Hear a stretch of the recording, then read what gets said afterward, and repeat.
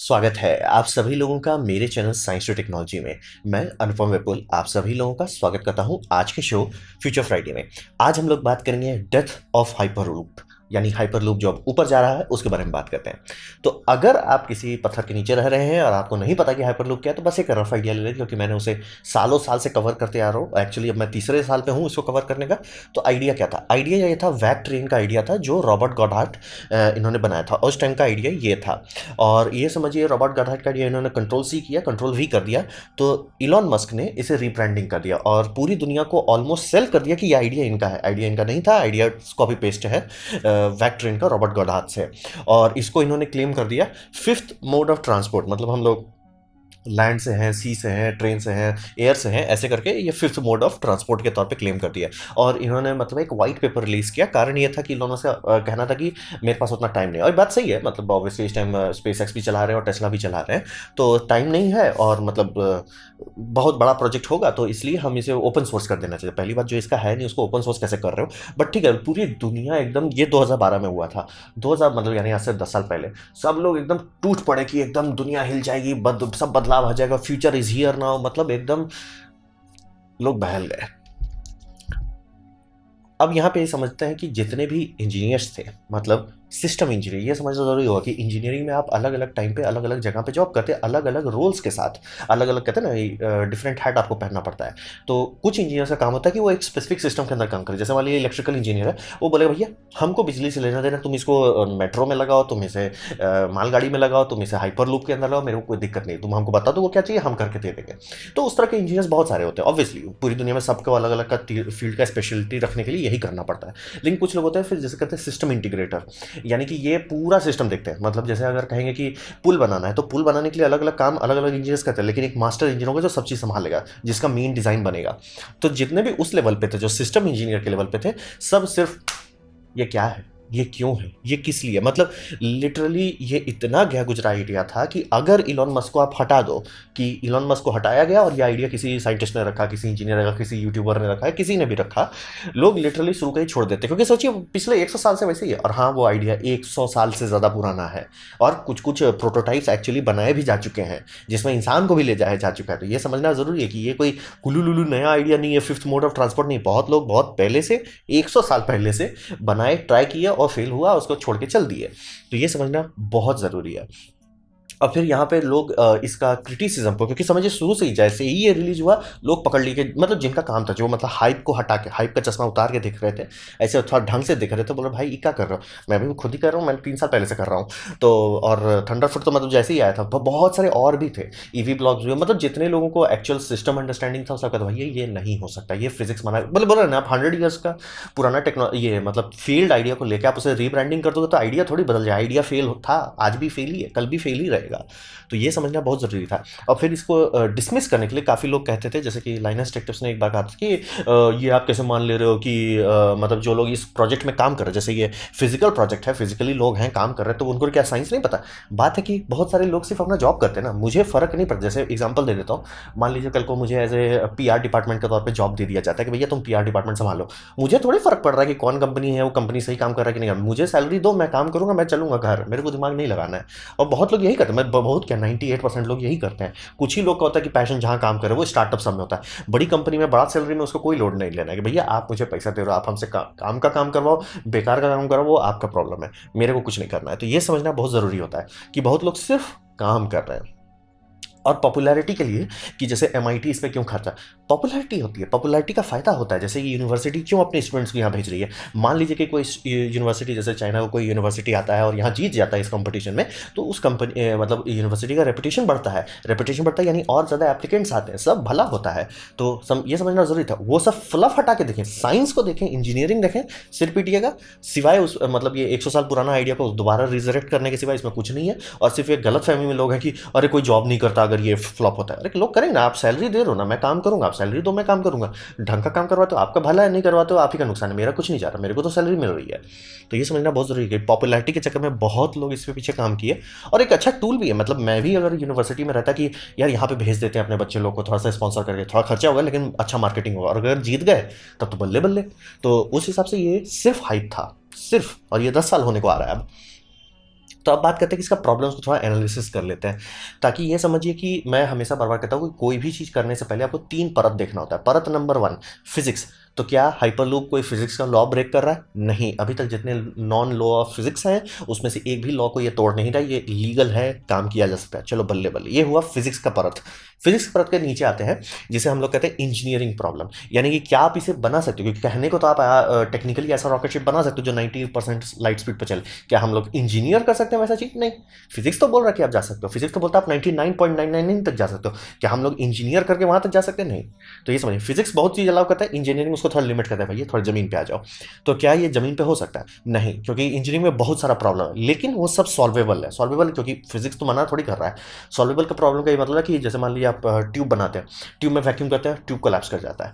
ठीक है, आप ट्यूब का वॉल थिकनेस बढ़ा कर दीजिए, आप ट्यूब में सपोर्टिंग रिजेस दे दिए ताकि वो ज़्यादा अच्छे से प्रेशर बता सके। ऐसे ही करके सबमरीन्स बनाया जाता है। तो ऐसा चीज़ नहीं है कि ये नहीं सॉल्व कर सकते, लेकिन आप सारे समस्याओं का लिस्ट बनाइए कि ये करके 5-6 हज़ार समस्या आ रहा है। वो सारे समस्या को जब आप सॉल्व करेंगे तो आपका कीमत, यानी कि उस प्रोजेक्ट को करने का, यानी कि दादाजी लेवल, यानी परदादा जो सब चीज़ का है, वो होता है कीमत, यानी कि क्या उसे आप अफोर्ड कर सकते हैं कि नहीं। वहाँ पे कीमत लॉल हो जाएगा, मतलब गिनने की भी जरूरत नहीं, वो लॉल हो जाएगा। ये काफ़ी लोग काफ़ी बार भूल जाते हैं कि फिजिक्स अलाउ कर रहा है तो इसका ये मतलब नहीं कि सक्सेस हो, इंजीनियरिंग अलाउ कर रहा है तो भी इसका ये मतलब नहीं कि वो सक्सेस होगा, इकोनॉमिक्स अलाउ करता है तो ही सक्सेस होता है। एग्जाम्पल के तौर पर आप ये समझिए, आज के टाइम में आप कोई भी सुपरसोनिक जेट को बुक करके नॉर्मल पैसेंजर सर्विस नहीं कर सकते। ये पहले होता था। कॉन्कॉर्ड एक एक्चुअल मतलब प्लेन था, कमर्शियली अवेलेबल था, मतलब लिटरली कह सकते हैं काफ़ी लोगों के दादाजी होंगे, अरे हमारे टाइम में तो हम लोग 2000 किलोमीटर पर आवर की स्पीड से ट्रैवल कर सकते, तुम लोग तो 600 से 800 में रहते हो।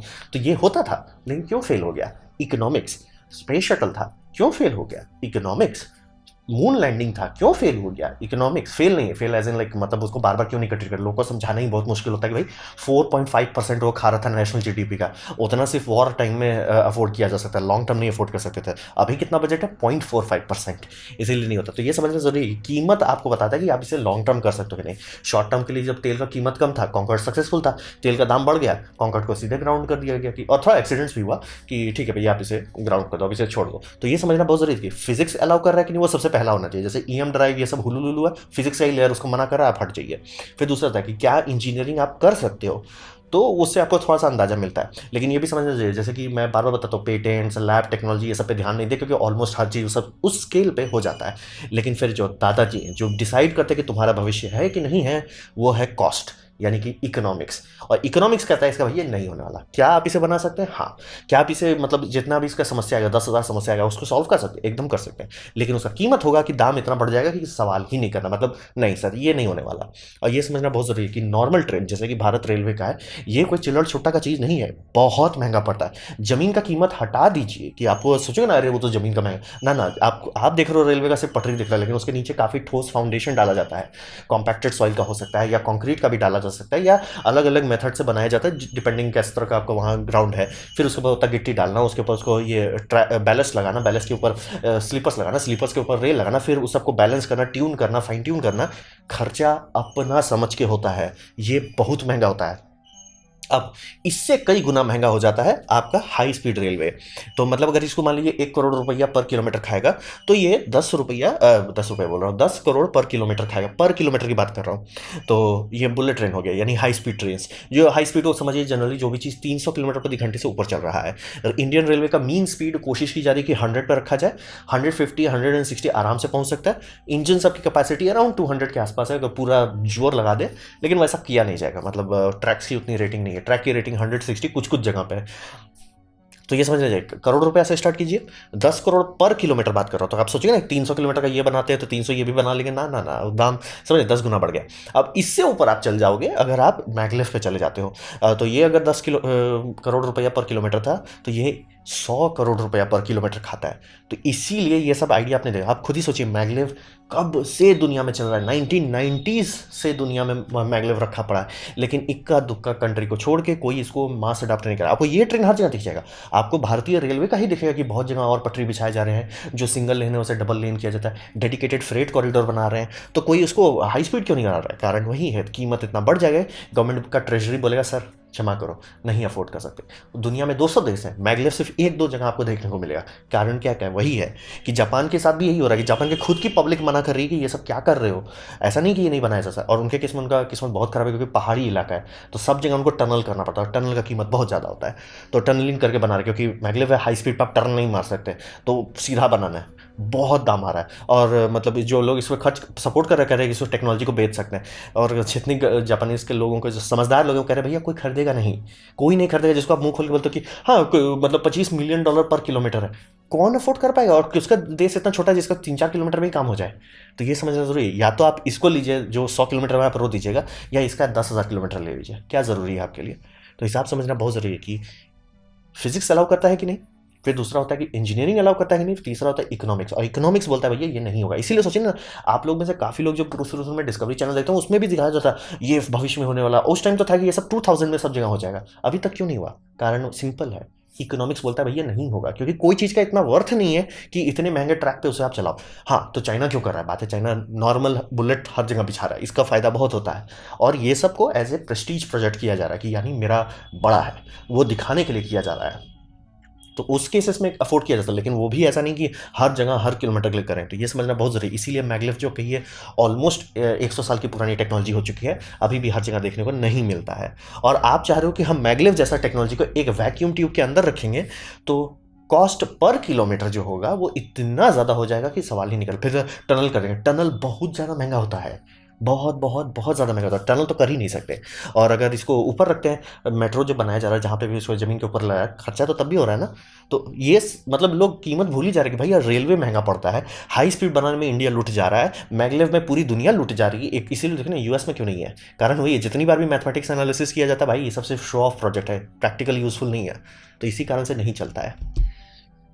अब बात करते हैं खतरे की, क्योंकि कई बार अभी रिसेंटली एक बहुत न्यूज़ आई थी कि कई जगह पे प्रोजेक्ट्स को बंद किया जा रहा है, कारण ये थोड़ा डेंजरस है। तो डेंजरस में ऐसा है क्या जो इसको डेंजरस कहा जा रहा है? कारण ये है कि ये एक इनक्लोज स्पेस है। इनक्लोज केस में कभी भी आग लगता है, जैसे मान लीजिए किसी भी कुछ भी सबमरीन में आग लग जाता है तो कोई बड़ी बात नहीं, कहीं पर भी कोई भी चीज़ हो उसमें आग लग सकता है, वो बहुत ब्रूटल हीट देगा। यानी कि सबसे बुरा इसका सबसे नज़दीकी एग्जाम्पल कहा जाता है टनल्स। टनल के अंदर अगर कभी आग लग जाता है किसी भी कारण से, वो एकदम मतलब बैंड बच जाती है। टनल में आग लग गया तो भगवान भी आपको नहीं बचा सकता, इतना बुरा होता है। और ये आप वैक्यूम ट्यूब के अंदर, अब वैक्यूम का सबसे बड़ा प्रॉपर्टी क्या होता है, वो बहुत बढ़िया इंसुलेटर है। यानी कि अगर अंदर से गर्मी, मान लीजिए 1-2 किलोवाट की गर्मी निकल रही है आग लगने से, जैसे बैटरी पैक में आग लग गया और बैटरी पैक को ऑक्सीजन की जरूरत नहीं होती, तो फर्क नहीं पड़ता कि वहाँ ऑक्सीजन है क्या नहीं है, या कोई चीज़ ही जल गया। अब बोले वहाँ जब वैक्यूम ट्यूब के अंदर तो आग कैसे लग सकता है भाई? चेंबर में, यानी कि जो पॉड है, पॉड के अंदर ऑक्सीजन होगा तभी ना आदमी जिंदा रहेगा, तो यानी वहाँ ऑक्सीजन है जलने लायक। उसमें आग लगा और उसका जो हीट निकला, जनरली कोई भी ट्रेन में हो, गाड़ी में हो, प्लेन में हो, आग लगता है, हीट बाहर चला जाता है।